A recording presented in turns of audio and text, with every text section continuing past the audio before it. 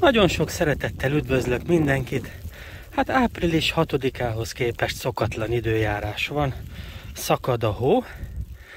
Kertben nem lehet csinálni semmit, de ez nem azt jelenti, hogy nem kell készülnünk a szezonra. Ezért ezt a pihenőt arra használom ki, hogy védőnövényeket készítsek elő a kertem számára, amit majd megfelelő időben ki tudok ültetni. Hát nézzük is meg!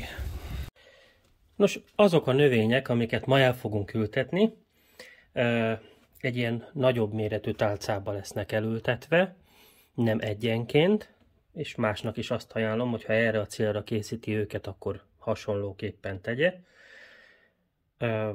Nem lesznek pikírozva sem. Tehát ebben a tálcában fognak megnőni májusig olyan méretűre, hogy innen egyenesen a kertbe, tehát szétválasztva egyenesen a kertbe lesznek kiültetve. Tehát nem lesz szükség pikírozásra sem. Én szokásom szerint ezeket a típusú ládákat nagyon szeretem, kifolyik belőle jól a víz, ugyanakkor a magassága is pont megfelelő erre a célra, szoktam használni. Az aljukra, hogy a föld benne maradjon, fátyolfóliát szoktam tenni.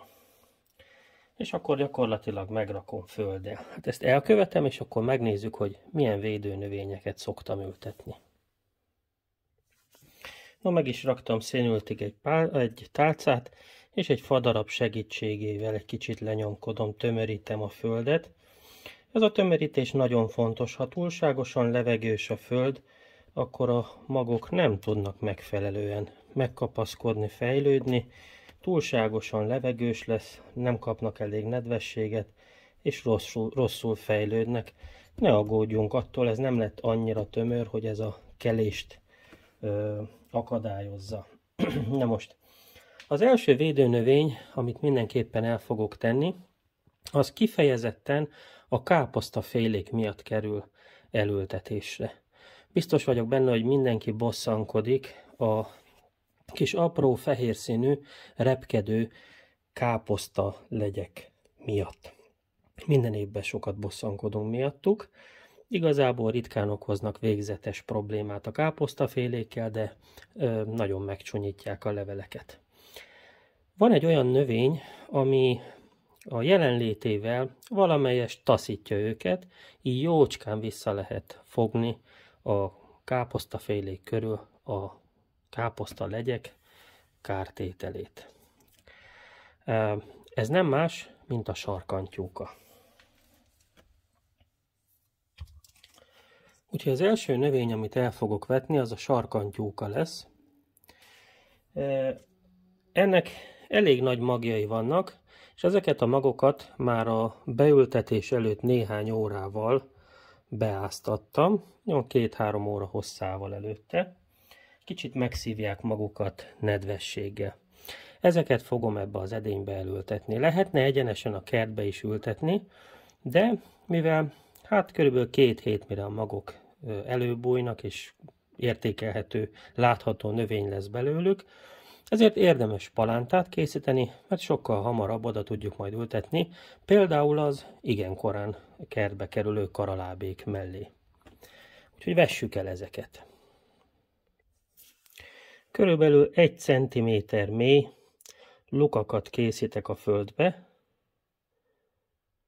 ebbe kerülnek majd bele a magocskák, és amikor majd kiültetem, így nagyon könnyű lesz gyakorlatilag szétválasztani őket.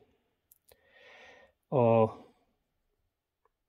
magokat körülbelül egy olyan 1,5 cm, 2 cm vastag földdel kell fedni, és ezt úgy oldom meg, hogy ugye most 1 cm mély lukat fúrok, és körülbelül 1 cm vastagon fogom még ezt földdel borítani a vetést követően.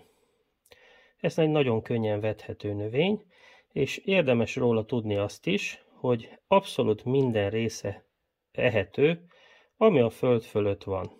Tehát a levele, a virágai, akár salátákba fogyaszthatóak is, és akár meg is lehet vele lepni vendégeket, ugye, mert biztos még olyat, hát jellemzően a mi konyhánkban ritka, hogy akár virágokat is elfogyasszunk, tehát igazán fel lehet vele dobni egy salátát. Az apró furt lukacskákba a magokat egyenként belepottyantom, és utána 1 cm vastagon földdel fogom borítani. Ha a magok a földbe kerültek, tehát 1 cm vastagon bevonom őket földdel, és utána újra óvatosan le fogom nyomkodni, hogy a föld minél jobban körülvegye a magokat. Így. És amikor majd kiültetésre kerül a sor, akkor egész egyszerűen ezt a 2 fület itt megfogva kiemelem az egészet a tából, és lényegében, mint a kenyér sarkát letöröm egyenként gyökerestől a növényeket, és úgy fogom a saját földjével kiültetni őket a kertbe.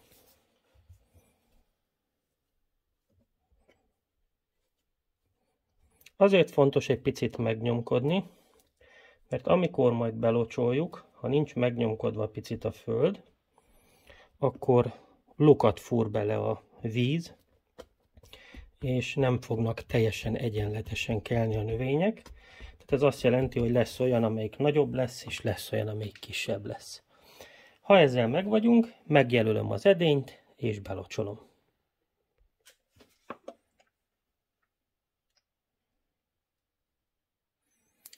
Nem szükséges nekik túlságosan meleg hely. Egy 20 fokos környezetben csodaszépen fejlődnek, és ki lesz majd őket ültetni, ha a fagyveszély elmúlik. Kis palántáinkat. Na, haladjunk tovább. A következő védőnövény is egy nagyon ismert védőnövény, ami nem más, mint a bársonyvirág. Ebből 2 félét fogok vetni 2 külön tálcába. Ebbe a tálcába a magas növésű bársonyvirágot fogom elvetni. Ebből 2 félém is van. Van ez a nagyon szép szirmú, és van ez a hagyományos. Ezek megnőnek ilyen 70-80 cm magasra, és az ilyen nagyon magasakat kiválóan be lehet ültetni a kertbe, akár mint díszfoltok is, de ugyanakkor a gyökerével a bársonyvirág elriasztja a fonálférgeket és a drótférgeket is, tehát a talajban élő károsítókat. Úgyhogy ebbe a tálcába most a magasra növő, 70-80 centire növő fajtákat vetem el, és egy másik tálcába az egészen aprócska, hát általában ilyen 20 centire megnövő fajtákat fogom elvetni. Persze itt is különböző típusokat, mert hát azért ez egy nagyon kellemes színfoltot is ad a kertnek. Mindenek előtt a földet itt is lenyomkodtam, és most megnedvesítem a felszínét. Ez azért kell, hogy a magok, amikor ráhullanak a földre, egyből nedvességet is kapjanak alulról is, ne csak felülről. Ráadásul jobban oda is tapadnak, jobban át fogja őket ölelni a föld. És ezeket körülbelül 1 centi vastagon fogom földdel borítani. A magasabb fajtájú büdöskét a burgonya közé fogom beültetni, amikor a feltöltéssel elkészültem, tehát amikor feltöltöttem már a burgonyát. Az alacsony büdöskét pedig a különböző karós gyökerű zöldségfélék sorai közé fogom beültetni. Például petrezselyem, sárgarépa sorok közé érdemes vetni, mivel ezek ugye a föld alatti kártevőket űzik el, tartják távol, ezért elsősorban olyan növények mellé érdemes elvetni, amelyek a föld alatt hoznak termést, így aztán növelni tudjuk az év végén a betakarított termés mennyiséget. Nem vetem nagyon sűrűn, most 1 cm földdel befedem.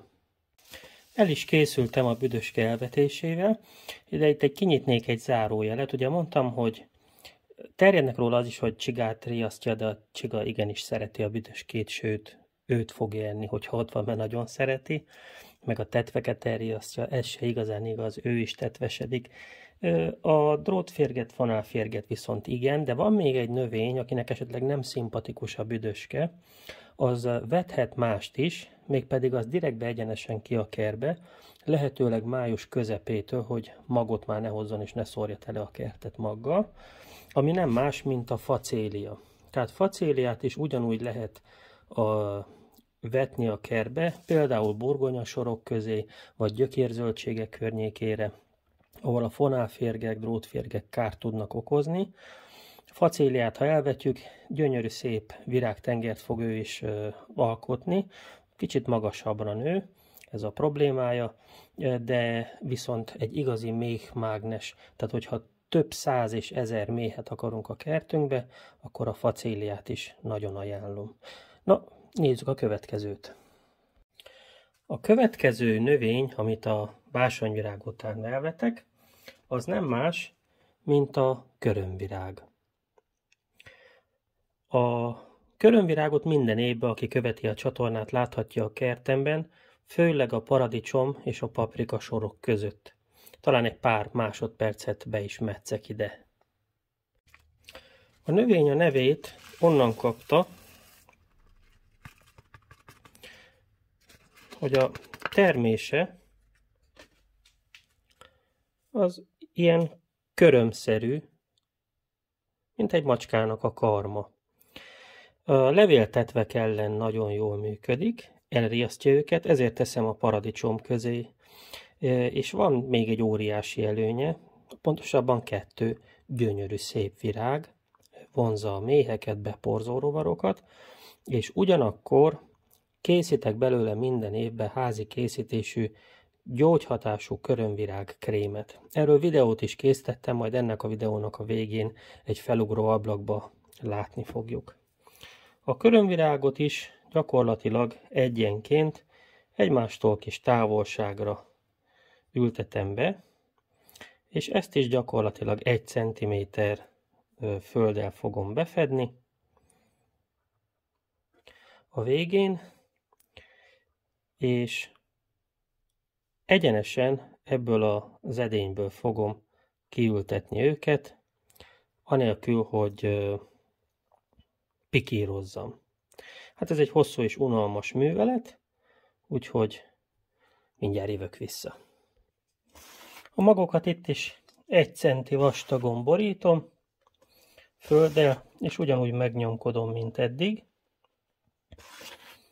És még zárójelben annyit mondanék el, hogy a körömvirágból ugyanúgy lehet permetszert is készíteni levéltető ellen, mint ahogy mutattam a paradicsom levélből, amelyik szintén olyan alkaloidokat tartalmaz, amelyek riasztják a levéltetőt, ha egy kis vízbe kivonjuk a növény leveleiből.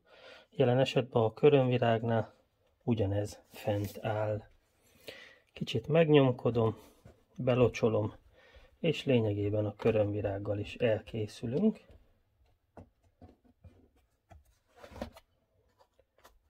És jöhet az utolsó védőnövény, amit szintén minden évben teszek, ami szintén tetvek elriasztására használható, de ugyanakkor az egyik alapja a finom kovászos uborkának. Az utolsó növény, amit most elvetek, az nem más, mint a csombor, vagy hát ahogy hívják még, borsikafű.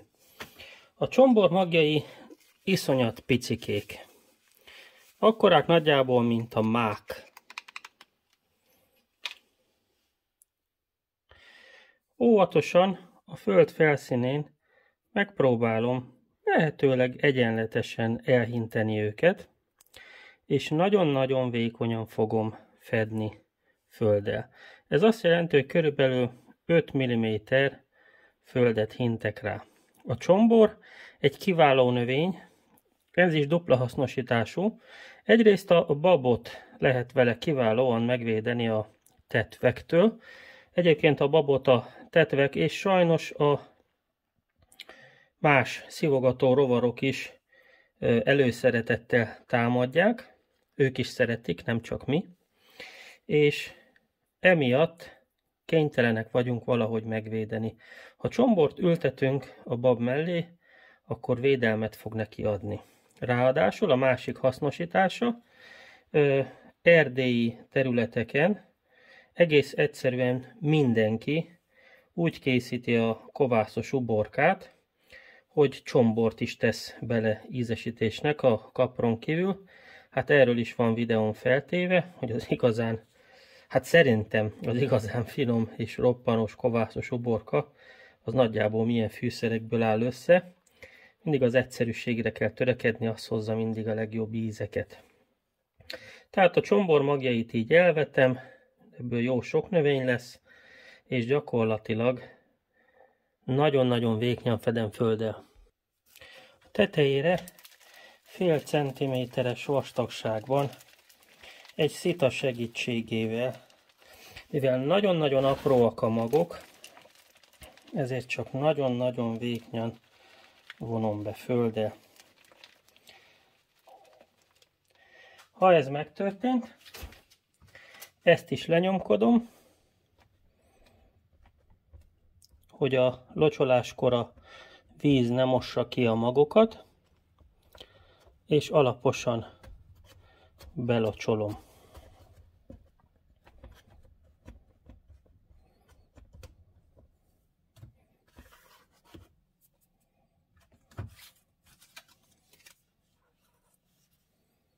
A locsolást, mivel nagyon picik a magok, ezúttal kézi spriccelővel végzem, félve attól, hogy a vékony földréteget nagyobb mennyiségű víz könnyen kimosná.